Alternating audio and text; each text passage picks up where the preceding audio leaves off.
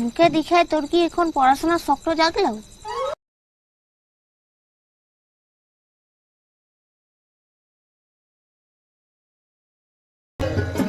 মুখে ও রচনাটা লিখে দিচ্ছে বটে।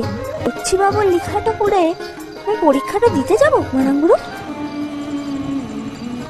এবার নাও, দয়া করে এটা পড়ো।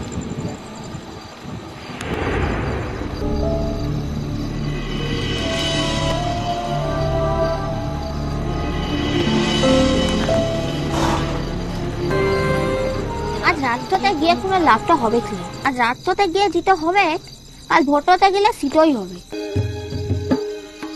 বুঝছি যে আজ রাতটাতে তো কোথাকে শুবি খুলতো, এই ঘরের ভিতরটাতে তো শুতে পারবি ক্লাই, খুব গরমটা লাগবে, ঘুমাইতে পারবি ক্লাই। তুই আমাকে নিয়ে এত চিন্তা করতে হবে না, আমার রাত জাগা অভ্যেস আছে।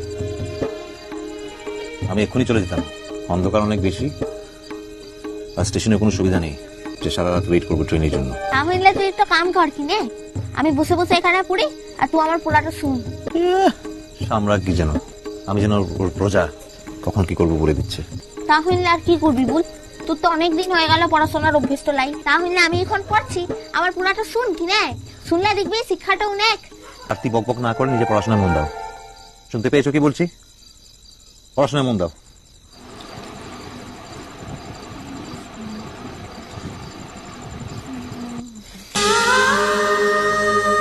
ইষ্টি কুটুম সোম থেকে রবি প্রতিদিন দুপুর 3টে স্টার জলসায়।